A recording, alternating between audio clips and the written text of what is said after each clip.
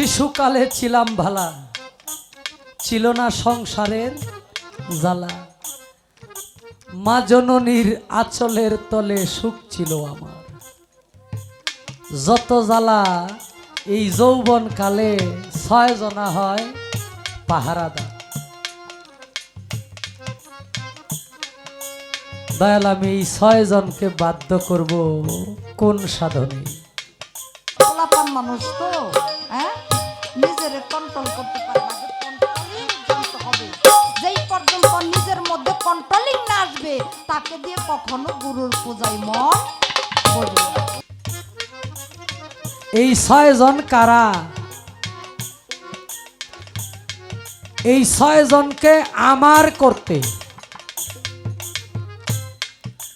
কোন সাধনার প্রয়োজন?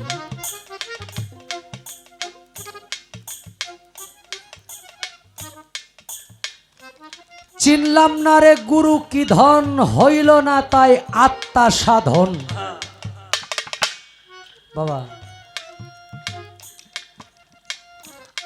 সারা জীবন শুধু আমার আমার করিয়া গেলাম। আয়নার সামনে দাঁড়াইলে আমার চেহারা দেখা যায়, আমারে দেখা। এই আমিটারে দয়াল কোন সাধনায় দেখতে পাবো?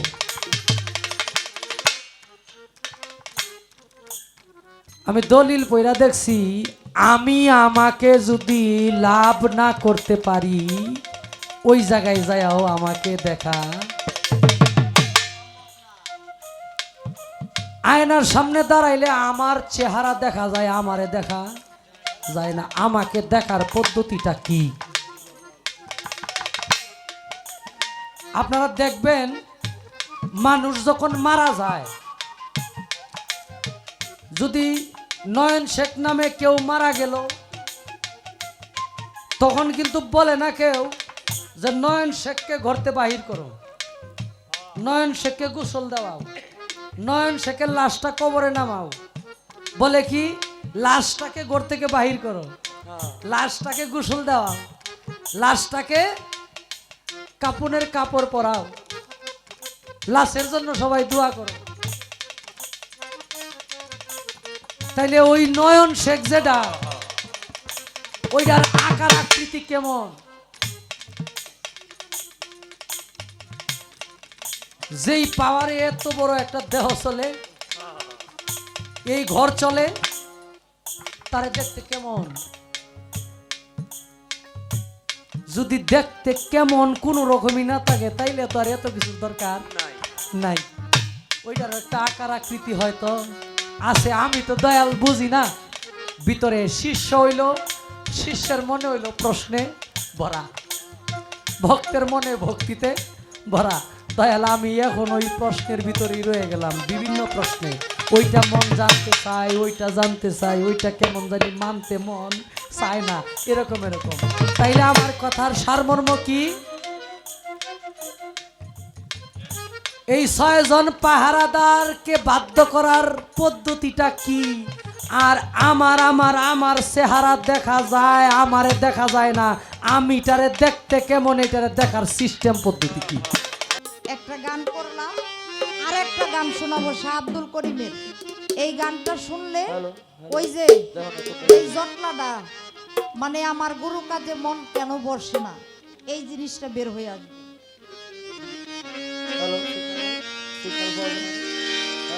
যে করে আত্মসমর্পণ করতে আর ভুল বাঁধে না, যে করে আত্মসমর্পণ করতে আর ভুল বাঁধে না, ঘৃণা লজ্জা ভয় থাকলে প্রেম হবে না, হবে না।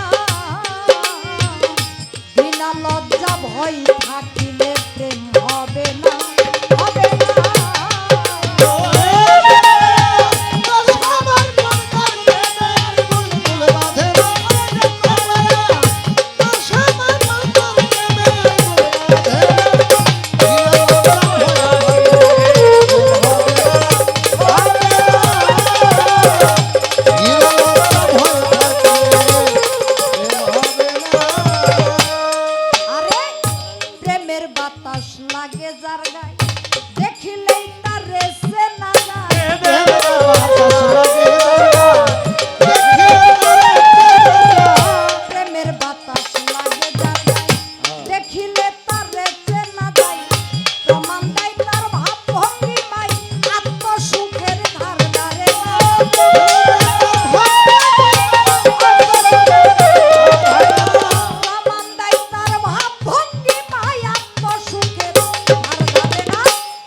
লজ্জা ভয় থাকলে প্রেম হবে না, হবে না।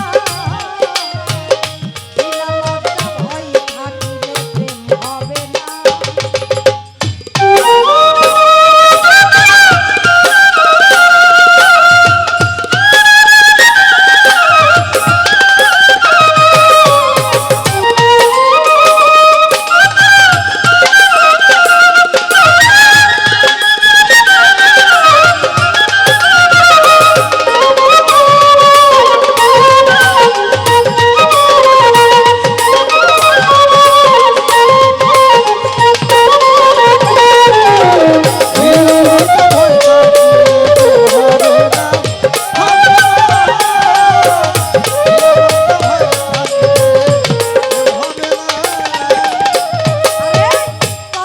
রসে মাখা যেজন রসিক সুজন সে মহাজন।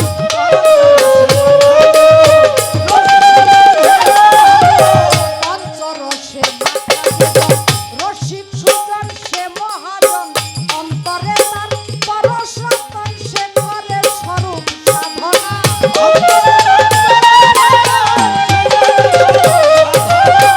অন্তরে তার পরশতন সে করে স্বরূপ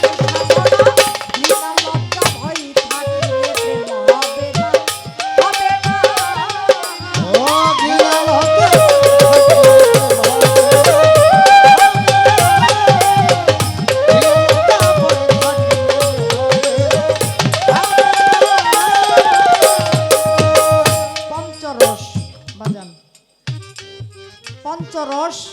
আমরা পঞ্চপ্রেমকে যেটা বুঝি, সূক্ষ্মরস, শান্তরস, দাস্যরস, বাৎসল্য রস, মধুর রস। সূক্ষ্মরস, সূক্ষ্ম প্রেম, এটা স্বয়ং মালিকের সাথে করতে হয়। শান্ত প্রেম মা বাবার সাথে, মায়ের আঁচলের তলে গেলে সন্তানের আর কোনো কি শান্তি সেখানে। একটা জজ ব্যারিস্টার যত বড় প্রেসিডেন্টই হোক বাজান, মায়ের আঁচলের তলে যখন যায় ওই 6 মাসের এই কুলের দুগ্ধ পোষা শিশুর মতো হয়ে যায়। শান্ত ভাব, দাস্য ভাব। যখন কোনো মনিবের দাসত্ব করে, বাৎসল্য ভাব। এই যে সারাটা রাত্রি যেই ভাব নিয়ে আপনাদের সাথে কাটাইলাম, মধুর ভাব, মধুর প্রেম, যেটা স্বামী আর স্ত্রীর মধ্যে হয়ে থাকে। তাহলে এখন গুরুর প্রেমটা কোথায় আসতে পারে না বাবা? এই পঞ্চপ্রেম। ওই যে আগে গান করছিলাম, পঞ্চরস একত্র করা এই মানব হারিতে ভরা, রাধা বল্লভ বলে মরছে যারা ভাবের মরা। এই পঞ্চরসকে একত্রিত করে মন্থন করে যেই রসের সৃষ্টি হয় ওইটা হলো গুরু রস। আর এই গুরু রস যা সাধন করে তার আর কোনো দিকে যাওয়ার কোনো চিন্তা ভাবনা নাই। আগে এই গুরু রসটাকে আস্বাদন করতে হবে। পোলাপান মানুষ তো, হ্যাঁ, নিজের কন্ট্রোল করতে পারে না, কন্ট্রোলিং জানতে হবে। যেই পর্যন্ত নিজের মধ্যে কন্ট্রোলিং না আসবে তাকে দিয়ে কখনো গুরুর পূজায় মন বসবে না।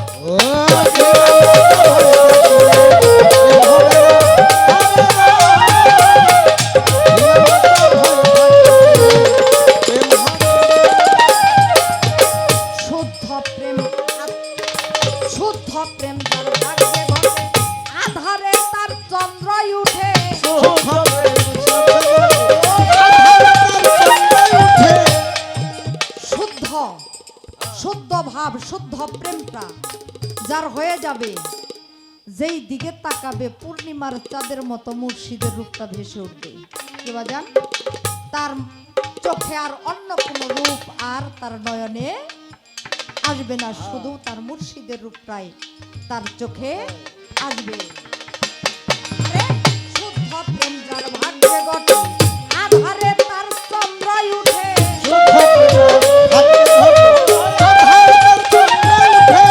শুদ্ধ প্রেম যার ভাগ্যে ঘটে, আধারে তার চন্দ্রই উঠে।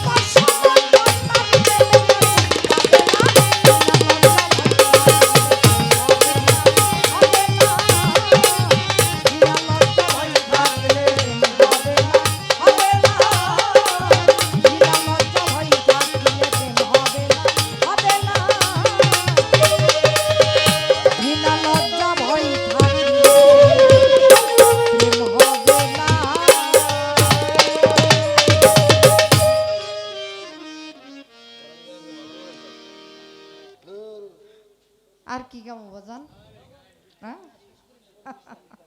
আপা এটা বিচ্ছেদ গান, এটা নিজে থেকে সাজাইছে। হ্যাঁ, শুনলে যেই কষ্টটা পাই, আজরাইলে যদি কারো দেহ কবজ করে, জান কবজ করে, তাইলে তার ওই কষ্ট হয়। এটা সম্পূর্ণ ভুল ধারণা।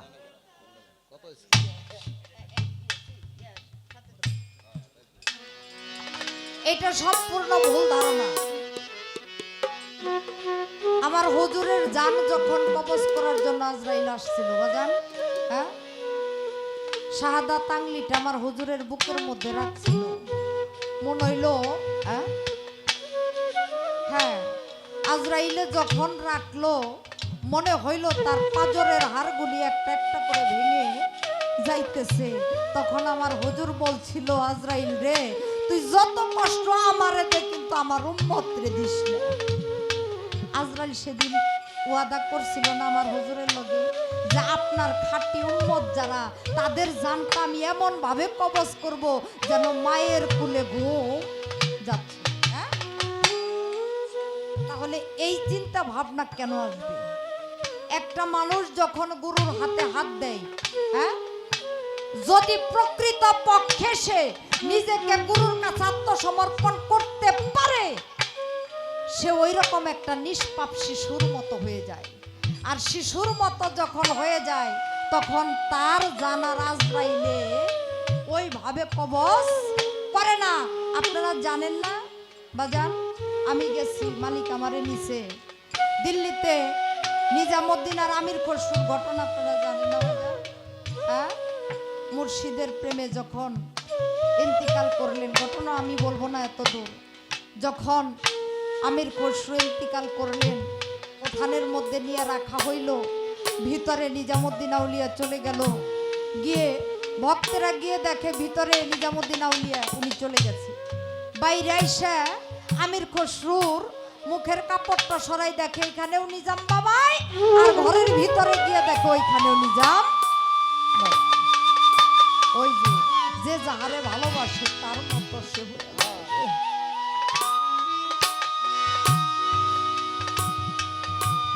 মস্ত বড় আউলিয়া ছিল শিবলি রহমতুল্লাহ আলাইহি, জানেন না জানো? বাগদাদের মধ্যে গিয়া যখন তাবু করলো, তৎকালীন বাগদাদের বাদশার সেনাপতি ছিল কাশেম। বাগদাদের বাদশাহ কাশেম রে পাঠাইয়া দিল যে আমাদের রাজ্যে এক মুসাফির আইসা তাবু করছে, ওনার কাছ থেকে গিয়া কর নিয়ে আসো। মানে ওই যে কি বলে খাজনা, না খাজনা, এটাকে কর বলে, খাজনা নিয়ে আসো। কাশিম গেছে খাজনা আনার জন্য। আমার শিবলি বাবার কাছে যখন গেছে, ডাক দিয়া বলছে, কে? কাশেম বলছে, আমি বাদশার সেনাপতি কাশেম। বলে, কেন এসেছ? ডাক দিয়ে কাশেম বলেছিল, আমি খাজনা নেওয়ার জন্য এসেছি, কর নেওয়ার জন্য এসেছি। আমার শিবলি রহমতুল্লাহ আলাইহি ডেকে ডেকে কাশেমকে বলেছিল, কাশেম রে, সেনাপতির পোশাক পরে কখনো আল্লাহর ওলির কাছ থেকে খাজনা নেওয়া যায় না। খাজনা যদি নিতে হয় রে, সেনাপতির পোশাক ছাড়তে হবে। এক কথায় কাশেম যেন কেমন হয়ে গেল বাজান, কাশেম যেন কেমন হয়ে গেল।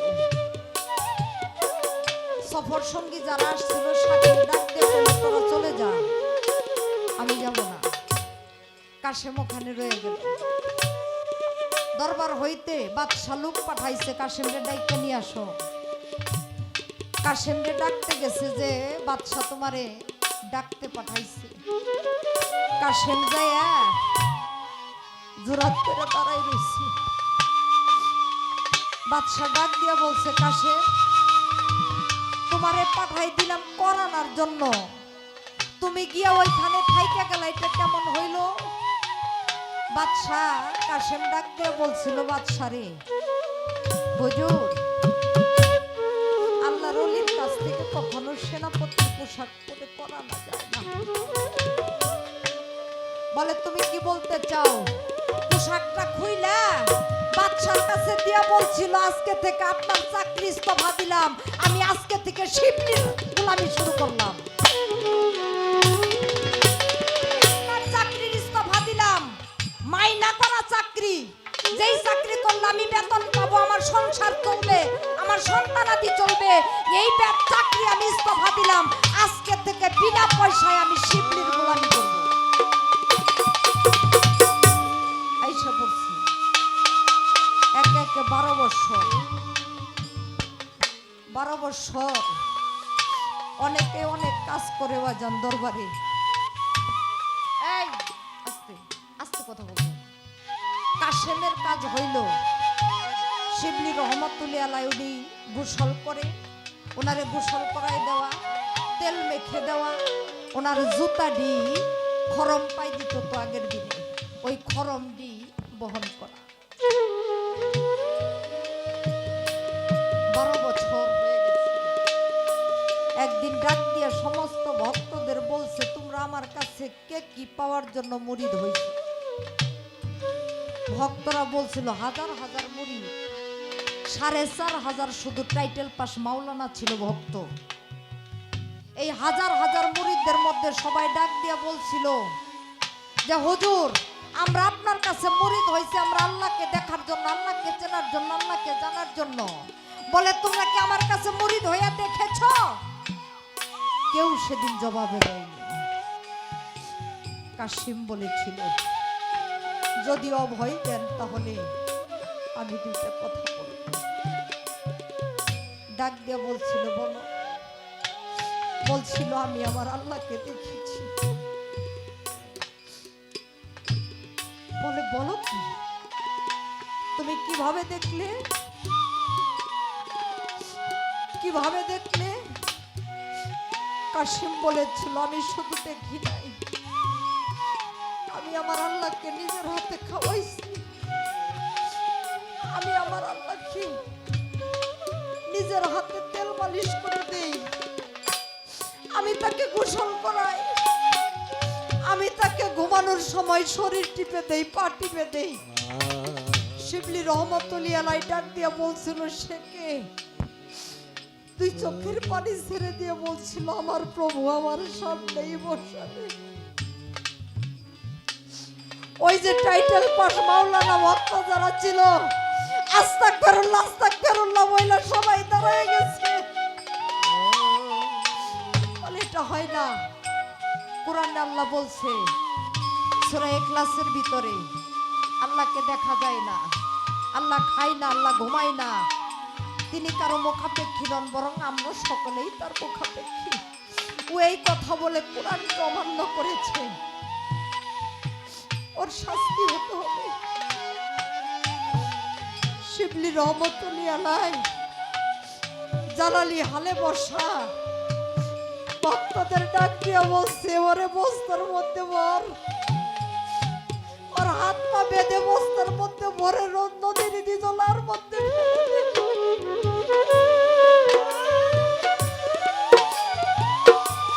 বস্তার মধ্যে ভরে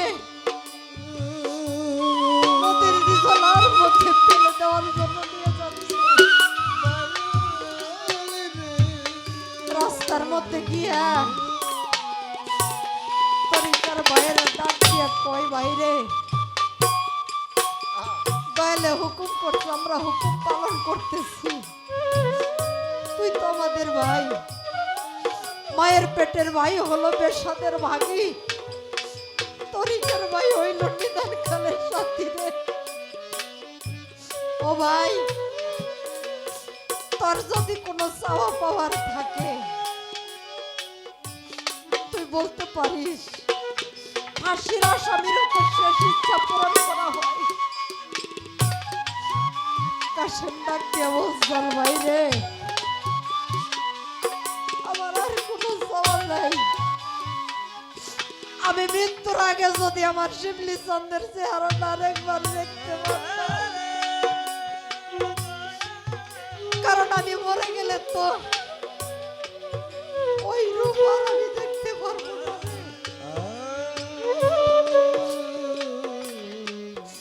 আমার আর একটা বার সুযোগ করে দে দয়ালের মুখ কালা দেখাইতে। তরিকার ভাইরা দরবারে গেছে, শিবলি রহমতুল্লাহ আলাই জালালি আলিয়াতে বসে আছে। ডাক দিয়া বলছে, বাবা কাশিম একটা বার শেষবারের মতো আপনাকে দেখতে চেয়েছে। আপনি কি শেষবারের মতো আর একটা বার দেখা দিবেন না? ডাক দিয়া বলছিল, না, ওর সাথে আমি আর কখনোই দেখা করবো না। গিয়া যখন খবরটা কাশিমকে বলা হলো, কাশিম দুই চোখের পানি ছেড়ে দিয়ে বলছিল, দয়ালের প্রেমে যদি এমন জ্বালা হবে জানতাম, এমন প্রেম করতাম না রে।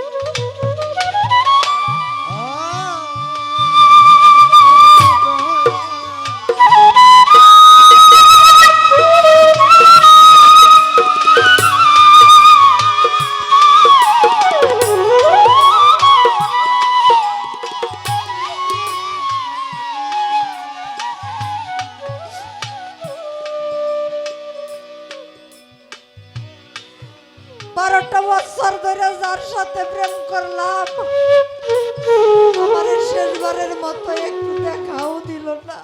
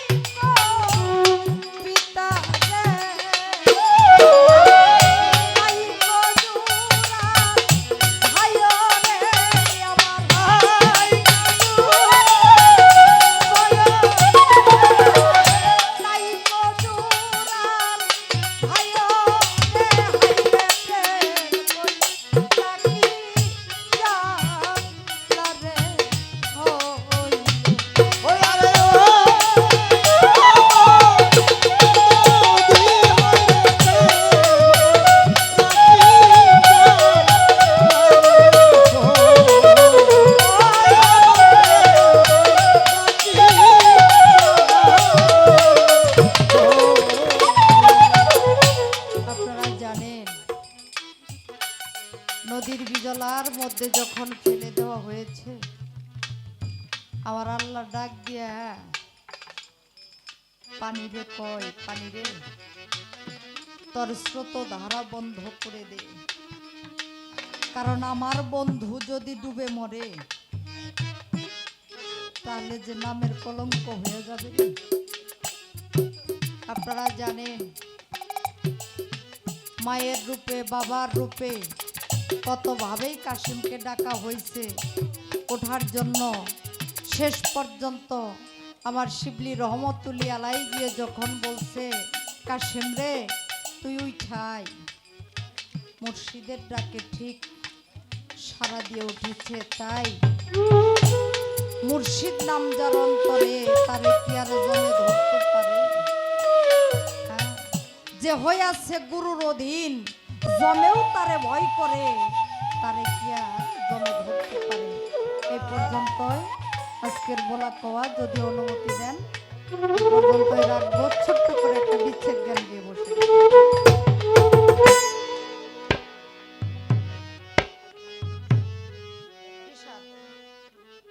আমাদের সাভার থেকে আমার এক ভাই আসছে, ভাই একটা গান শুনতে চাইছে। গানটা যেহেতু দরবারের উপযোগী একটা গান, হালিম চিশতির লেখা, তাই গানটা আমি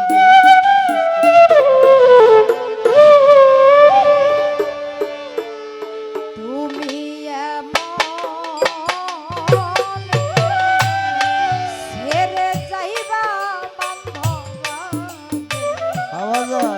জানি না, তুমি ছেড়ে যাইবা জানি না।